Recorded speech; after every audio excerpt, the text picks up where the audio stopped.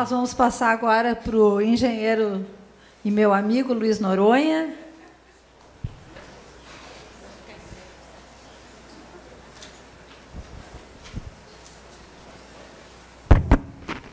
Bom dia a todos. Eu vou preferir falar aqui primeiro para provar para mim mesmo que eu ainda consigo ficar de pé. Depois, aí também para esconder um pouco a barriga aqui. Eu vou me sentir mais à vontade se eu ficar aqui. Bom, vocês viram que nós saímos lá de ODS. Obrigado.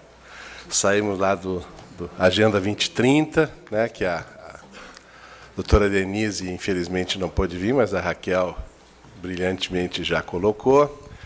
Passamos para a questão da produção e do consumo sustentáveis, né? E agora a ideia é que eu conte uma história para vocês, que é a história de como uma instituição financeira, como o BRDE, tentou, ou está tentando, participar deste cardápio, deste mix de coisas, né? Então, na verdade, assim, correndo enorme risco de me repetir, até porque eu sempre digo as mesmas coisas, mas acho que aqui o público é um pouco diferente. A Raquel, seguramente o pessoal do BRDE que está aqui, a própria Nancy, já deve estar um pouco cansados de ouvir a minha conversa fiada, mas como a maioria talvez não me conheça, vai ficar um pouco mais fácil, e eu vou correr menos risco de me repetir, apesar de ser uma das características da senilidade, ficar se repetindo, dizendo sempre a mesma coisa. Mas, na verdade, assim, eu venho contar uma história. Eu sempre digo que eu aprendi isso quando eu trabalhava no México, estava lá no Banco Mundial, trabalhando no México, e os mexicanos eles têm um negócio que eu acho fantástico. Eles dizem que o ser humano, as pessoas, né, até os 50 anos de idade, eles querem fazer história, querem ser protagonistas da história, né? Querem ser atores principais da história. Aí, quando passam 50 anos, né, caem um pouco na realidade e viram, como é o meu caso, um contador de histórias, né? Então, na verdade, como já tem aí quase 15 anos que eu ultrapassei esse teto, digamos assim, dos 50, né? Então, eu vim aqui contar uma história para vocês do que aconteceu no BRDE. Nós chegamos no banco no dia 2 de junho do ano passado. O banco BRDE já tinha alguma experiência em financiar projetos sustentáveis, né? Sempre numa posição assim bastante de vanguarda. O banco financiou para a Copesul toda uma parte de dejetos, a Companhia Energética lá do Rio das Antas, todo o programa ambiental foi financiado pelo BRDE. A própria Vipal também, a parte de dejetos, o banco financiou. E o que eu considero, fui visitar, até a doutora Raquel estava junto, fomos visitar o primeiro parque eólico de porte desse país, que é o Parque de Osório. Também, na primeira etapa, teve a participação do banco, né? Uma obra fantástica de engenharia, e também parece que até que a gente não está assim, nem no Brasil, e muito menos não está no século XXI. É uma coisa muito especial e uma energia, né, absolutamente adequada aos nossos tempos, etc. Então, o banco tinha uma experiência razoável em financiar ações sustentáveis, né?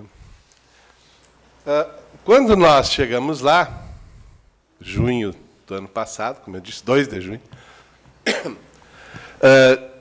há pouco tempo, em 2014, o Banco Central, aqui eu vou fazer um break, o setor financeiro brasileiro é, sem nenhuma dúvida, o setor mais regulado com o qual eu já tive algum tipo de contato. Eu já rodei a Baiana aí bastante, saneamento, recurso hídrico, planejamento e etc. Mas, como o setor financeiro, não existe, pelo menos dentro da minha linha de conhecimento, algo tão regulado e tão organizado. E com uma vantagem adicional muito grande.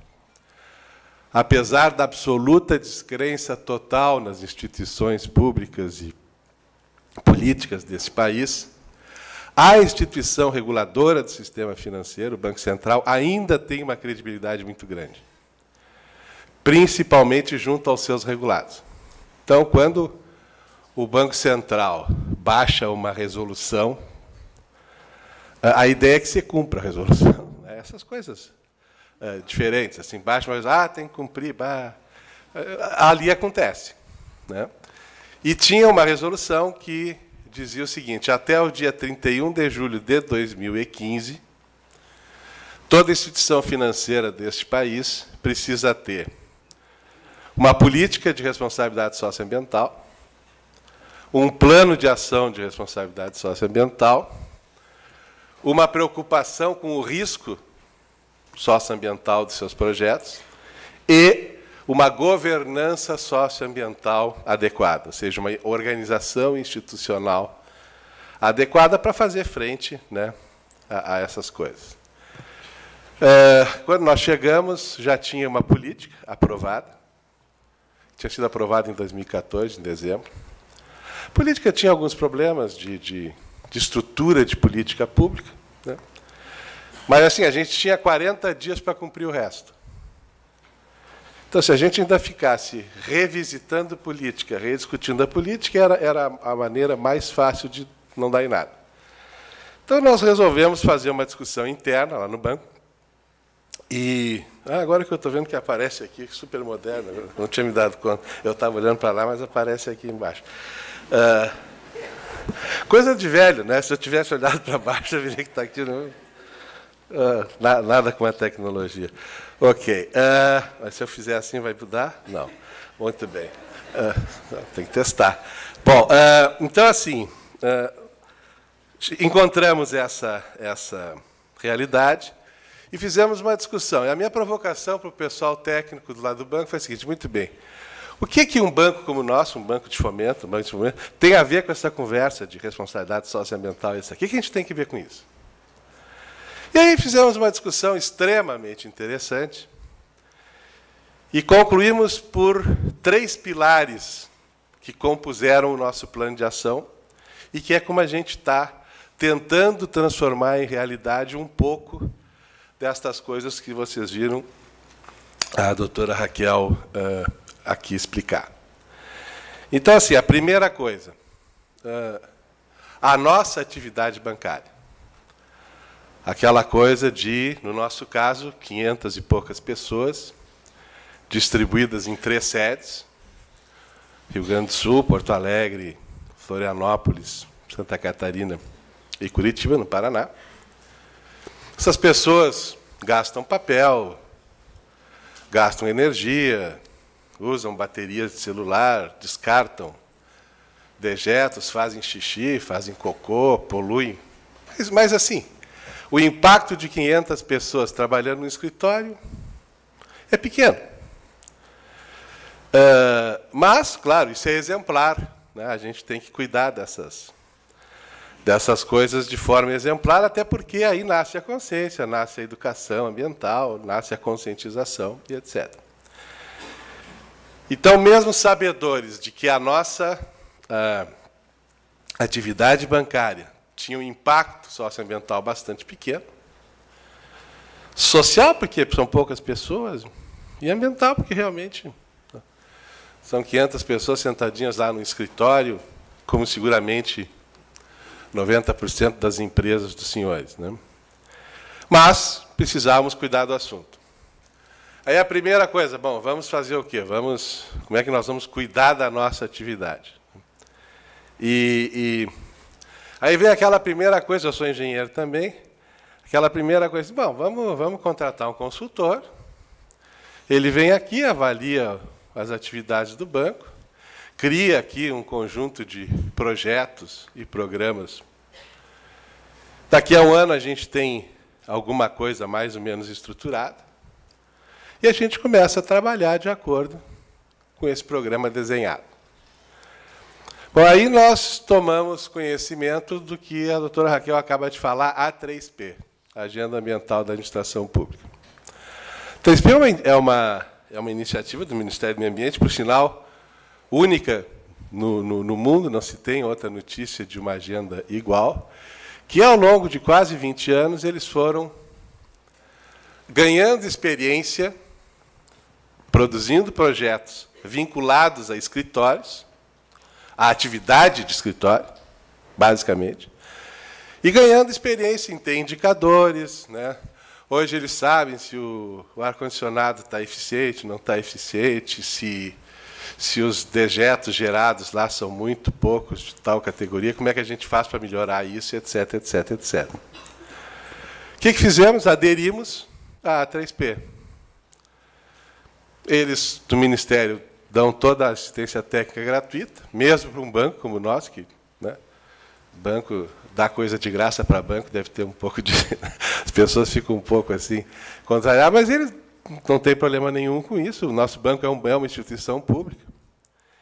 E eu não tenho nenhuma dúvida, sei que a Raquel concorda comigo, de que essa agenda ela deveria, sim, no segundo momento, ser estendida ao setor privado, porque a atividade de sentar no escritório e trabalhar no escritório, ela não é uma característica pública, ela é uma coisa geral. E tem ali um conjunto de indicadores na A3P.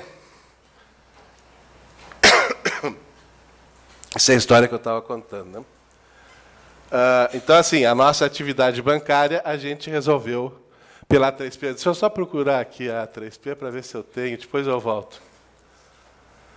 Isso que eu estava dizendo, né, é uma cultura institucional de uso eficiente do recurso, e eles têm alguns programas. Nós, no nosso caso, separamos aqui 5 programas e estamos trabalhando nesta linha.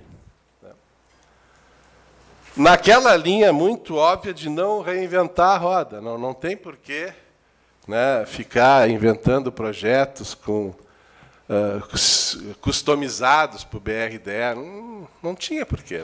Já tem ali uma tradição e uma cultura bastante grande, né? Então, esta foi a primeira decisão. Aderimos à A3P e a nossa atividade bancária, a responsabilidade socioambiental da nossa atividade bancária, a gente vai resolver por aí, né? Inclusive, a Agenda A3P faz um prêmio de 2 em 2 anos, e neste ano de 2016, o BRDE foi o patrocinador do prêmio. Já avisamos a doutora Raquel que no próximo prêmio não patrocinaremos, porque queremos ganhar o prêmio. Então, aí pode ter um certo conflito de interesse entre financiar e ganhar o prêmio. Podem achar que tem alguma coisa, a gente não vai financiar mais. Mas, seja o que for, a nossa, digamos, atividade direta, nós entendemos que ficou resolvida. A segunda coisa é assim, muito bem, o impacto indireto, o impacto das nossas operações de crédito. Ou seja, a gente vai lá e empresta dinheiro para alguém, alguém vai lá e faz, né, alguma coisa de impacto forte. Bom, aí sim. O que nos coube aqui fazer? Nós estamos fazendo uma revisão total de todo o nosso compliance vinculado à responsabilidade socioambiental. Ou seja, reavaliando o risco, reavaliando manuais, atualizando manuais e vendo como a gente pode ir diminuindo. E aí, vê bem, eu não estou aqui muito preocupado, eu estou na condição de banqueiro, diminuindo o nosso risco ambiental, socioambiental. Porque não tenho nenhuma dúvida. A ideia de que, se a FEPAM licenciou, eu financio e está tudo resolvido, essa ideia já está no passado há muito tempo, né? Se der alguma confusão, nós vamos pagar juntos. E já está acontecendo isso. E os bancos financiadores já estão sendo responsabilizados por, digamos assim, usos ineficientes ou inadequados de recurso para financiar coisas inadequadas. Então, eu fico pensando, coitado do banco que financiou lá aquela coisa da Samarco, né, lá em Minas, né? Esse vai quebrar junto com quem fez a bobagem, né? Todos os grandes bancos, todos os grandes conglomerados financeiros hoje tem uma área de risco socioambiental extremamente estruturada, que é um pouco o que nós estamos tentando fazer lá no BRDE. Não é pouca coisa, existe lá os princípios do Equador, existe uma série de normativas que responsabilizam uma instituição financeira pelo financiamento de alguma coisa inadequada. Então, na questão do impacto indireto, a gente está tomando esta série de providências e, principalmente, organizamos uma área de responsabilidade socioambiental no banco, né? Pela primeira vez, temos lá uma estrutura específica para cuidar desse assunto. Mas tinha uma terceira pergunta no nosso conjunto de... O que a gente pode fazer para ajudar nessa questão de responsabilidade socioambiental? Bom, aí a primeira resposta é sempre óbvia. Bom, vamos conseguir algum dinheiro adequado, mais facilitado, mais barato, para financiar coisas sustentáveis. Bom, então, vamos criar uma linha de crédito que possa apoiar investimentos sustentáveis. Muito bem. Aí começa uma discussão. Bom, como é que a gente vai... Que é a primeira discussão que sempre vem. Como é que a gente vai chamar isso e tal? Ah, não, BRDE verde, BRDE sustentável. Imediatamente vem uma série de propostas de criar coisas com impacto assim mais midiático, né? E aí nós conhecemos a agenda que acabaram de apresentar aqui, a agenda PCS, Produção e Consumo Sustentável, e nos demos conta de que a agenda PCS, que a Raquel apresentou aqui, ela é absolutamente aderente a 100% dos nossos clientes e a 100% dos nossos investimentos. Além disso, como vocês viram, tem um departamento no Ministério do Meio Ambiente que cuida especificamente disso. Tem uma agenda nacional que, desde 2000 e poucos, vem evoluindo e vem sendo construída e vem sendo desenhada e testada e etc. Tem uma agenda internacional que, bem como a Raquel falou, inverte para eles é consumo e produção sustentável, e tem uma discussão totalmente histérica se o consumo vem antes da produção, não vem, que, na minha opinião, não tem muito por que desenvolver essa discussão, né? Seja a produção e consumo sustentável ou consumo e produção sustentável, o que interessa é que tem uma agenda internacional absolutamente estabelecida, sendo discutida, sendo conversada e etc. E aí foi o desafio que nós fizemos, inclusive para a nossa área lá de comunicação e marketing do banco, está aqui a Silvia, que nos acompanha. Nós vamos criar uma linha que não vai se chamar BRDE Verde, não vai se chamar BRDE Sustentável, que seria o mais fácil de vender, todo mundo ia entender. Nós vamos criar uma linha que vai se chamar BRDE Produção e PCS, Produção e Consumo Sustentável.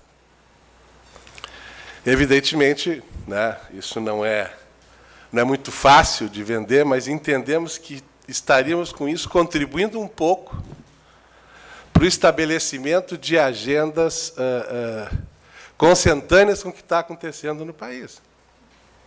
Né? Talvez até, se as pessoas... O que é esse troço do PCS? Talvez até que se interessem e vão saber o que é e, de repente, terminam aprendendo. Né? Então, assim, o que nós fizemos? Primeiro, instituímos a política que vai ser revisitada quando a gente terminar o primeiro ciclo agora de estruturação do plano. Que, como eu disse, ela tem algum tipo de probleminha que a gente tem que ajustar. Ela não tem nada sobre governança na política, ela não tem os arranjos institucionais previstos, e nós já definimos os arranjos e já implementamos os arranjos. Só que implementamos isso através de resoluções do banco, como a gente sempre faz. Resoluções de diretoria, de conselho diretor. O que nós temos que fazer agora é importar institucionalização que a gente fez para dentro da política.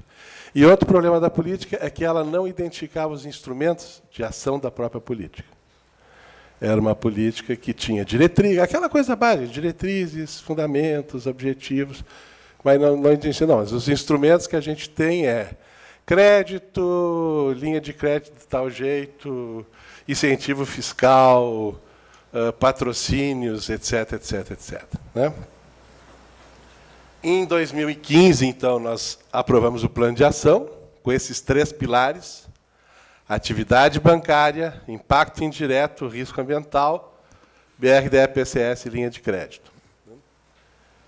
Criamos o programa BRDE em outubro do ano passado, outubro de 2015, foi criado o programa. Depois eu vou falar um pouquinho sobre ele. Renomeamos a Superintendência de Planejamento para Planejamento e Sustentabilidade, e não foi possível renomear a minha diretoria, que eu sou diretor de planejamento, porque, para isso, precisa mexer em estatutos, e, para mexer em estatutos, precisa a aprovação das 3 assembleias. Rio Grande do Sul, Santa Catarina e Paraná. A gente achou que era um esforço um tanto quanto grande para mudar uma palavra. Mas a superintendência passou a se chamar Planejamento e Sustentabilidade. E passamos a integrar o grupo brasileiro dos bancos que discute os princípios do Equador. Não aderimos, porque exige uma série de coisas que nós ainda não estamos preparados, mas começamos a discussão. Então, os 3 eixos do nosso plano: a atividade bancária, a 3P. Inclusive, eu gostaria de aconselhar toda a empresa que achar que precisa trabalhar de forma mais friendly com as questões de sustentabilidade, dê uma olhadinha na 3P, porque, apesar de ser administração pública, encaixa como uma luva, e é aquela história, não tem por que reinventar a roda. Ou pelo menos, fazer alguns microajustes, etc. O nosso segundo eixo, que é o aprimoramento dos nossos mecanismos de gestão do risco socioambiental. E o terceiro, o programa PCS. Aqui vem a questão da 3P, os programas que nós temos dentro da 3P, ou seja, dentro da nossa atividade bancária. Aqui é o todo do nosso plano, os programas da atividade, os programas indiretos e o programa da linha PCS. Bom, agora eu vou falar um pouquinho sobre PCS, especificamente o programa PCS. Ele tem 5 componentes, que são uma mistura de coisas que o banco já fazia e de coisas que o banco queria fazer e ou conseguiu e está fazendo, ou ainda está tentando, mas está ali. Primeiro, agronegócio e agribusiness sustentável. O agronegócio dentro do BRDE é o core do banco, né? Quase que 70% dos nossos empréstimos são na área do agronegócio. E aí a gente tem alguns programas de repasse sempre, que são o programa... Como é o nome? O programa do Ministério da Agricultura, que chama-se Programa ABC, Agricultura de Baixo Carbono. Tem alguns programas que a gente opera. Energias limpas e renováveis é o coração da nossa agenda PCS, porque é onde a gente investe mais. Qualquer parque eólico hoje de médio tamanho custa R$1 bilhão.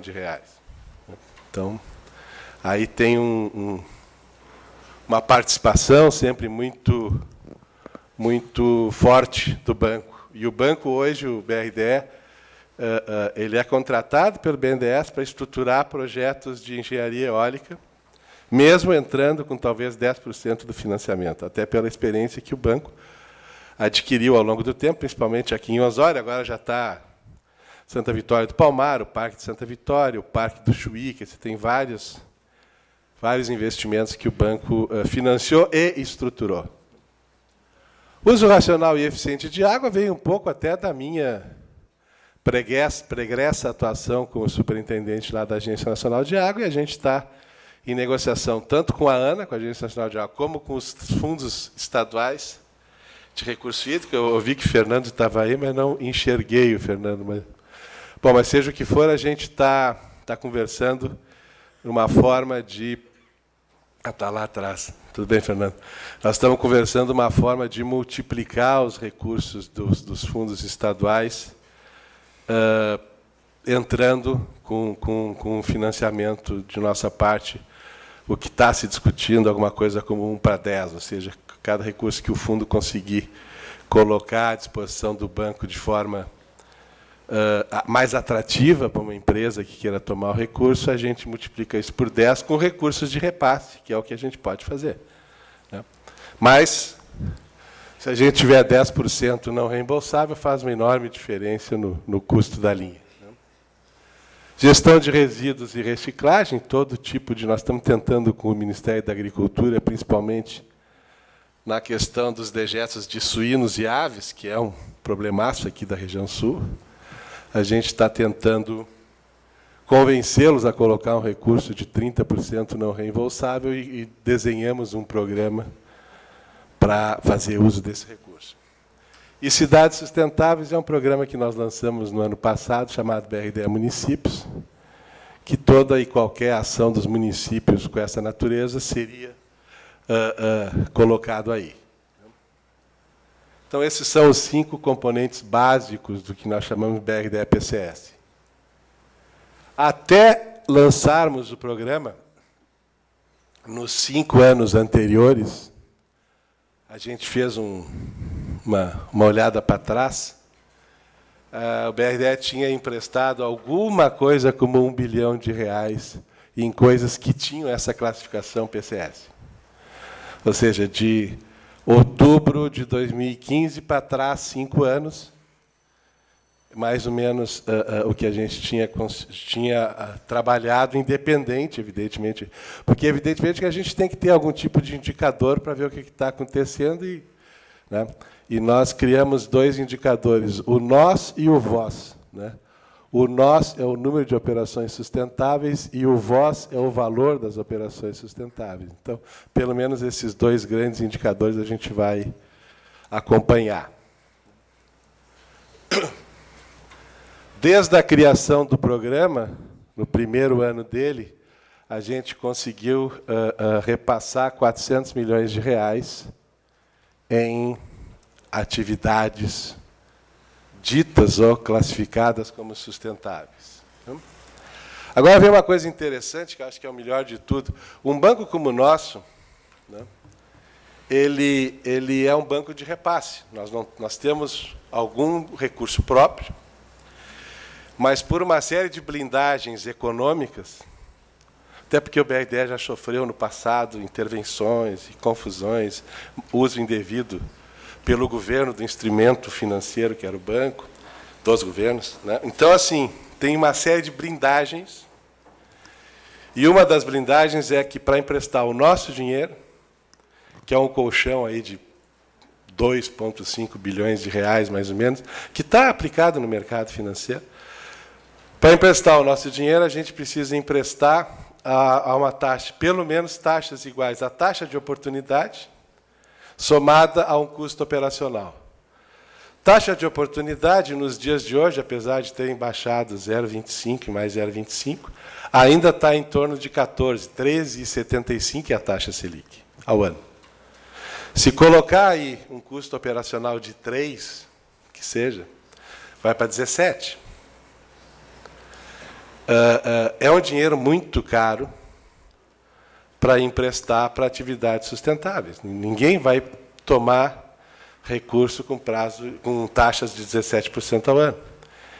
Então, é preciso buscar recursos que já cheguem equalizados, que são os recursos do Sistema Nacional de Fomento, que chegam do BNDES, que é o que a gente faz. Então, na verdade, nós somos um banco repassador. E o que um banco repassador pode fazer quando ele quer estimular uma linha? 2 coisas. Diminuir o spread dele, diminuir o que ele vai ganhar com aquilo, e vai ganhar, não tenho dúvida. Né? Imaginar que banco entra para fazer diletantismo não existe. Né? Eu sempre brinco, banco é banco, mãe é mãe, Grenal é Grenal. Né? Por sinal, o NAU está meio por baixo desde ontem de noite, né? O GRE está bem mais adequado. Mas, seja o que for, o banco tem que ganhar. E vai ganhar. Mas ele pode diminuir o spread dele. E ele pode joquear um pouco com taxas e com prazos. E alongar o prazo de uma operação, mesmo que ele tome em prazos mais estreitos, assim, diferentes do Noronha, uma coisa mais estreita. Então, é o que a gente faz.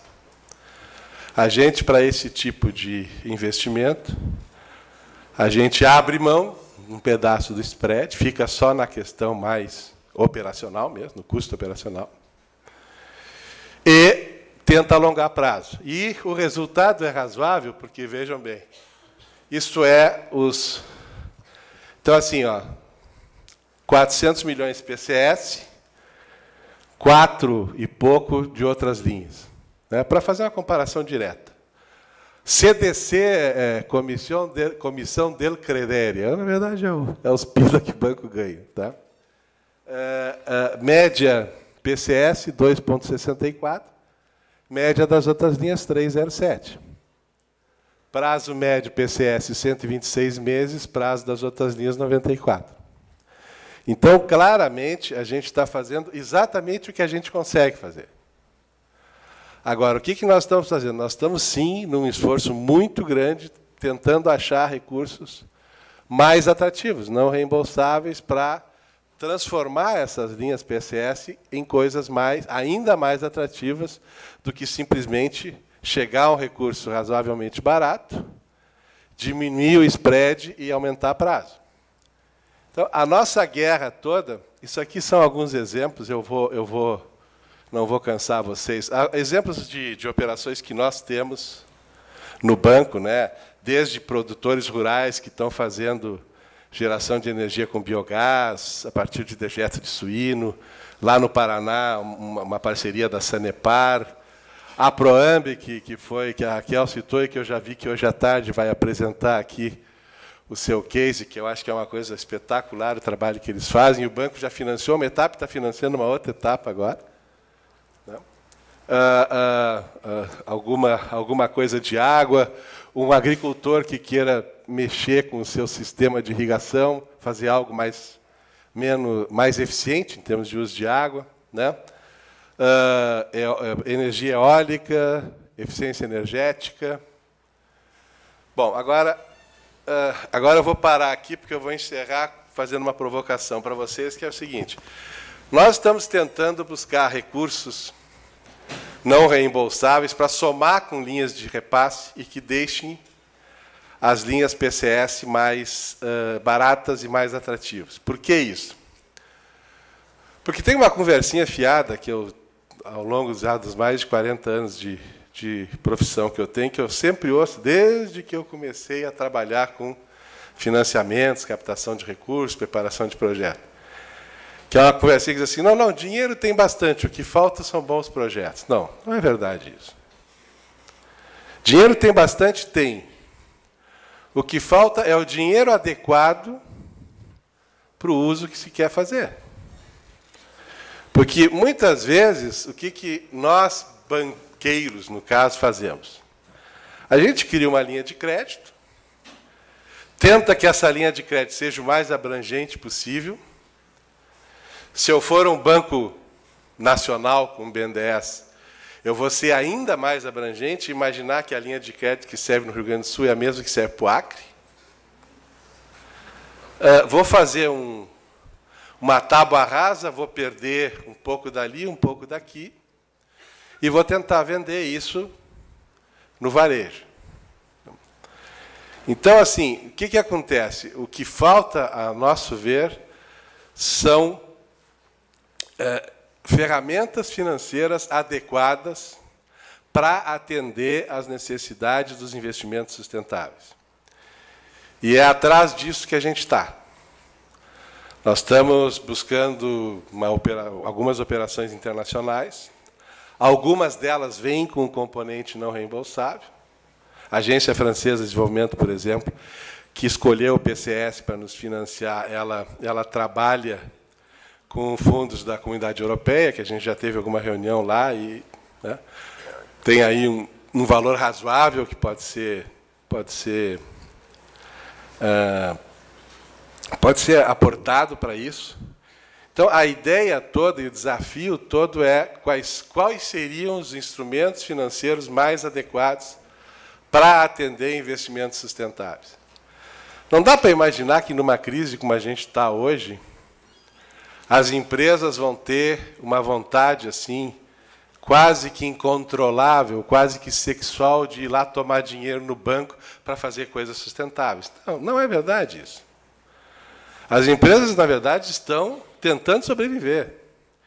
E se vocês forem olhar hoje o nosso portfólio no banco, 80% é enoronhar a operação, ou seja, embarrigar a operação, jogar de barriga mais um ano, mais 2, que é o Progerem, que é o nosso hoje o nosso grande produto é o Progerem, que na verdade é uma linha de crédito que joga para frente 2, 3 anos, reestrutura a operação e dá um gás para o cara que está quebrando ou quase quebrado ou numa situação muito difícil.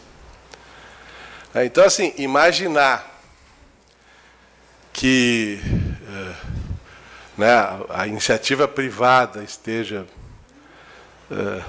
assim, pensando fortemente em ir lá tomar recursos para isso, não. Agora, se a gente tiver um instrumento adequado, atrativo, que ele consiga enxergar que além de fazer uma coisa boa, ele vai ganhar dinheiro com aquilo também, e essa eu acho que é a grande transformação que a gente tem que produzir, né? Nós temos que, quando a gente conseguir que isso tudo aqui que a Raquel falou e que eu estou tentando falar, quando a gente conseguir que tudo isso vire negócio,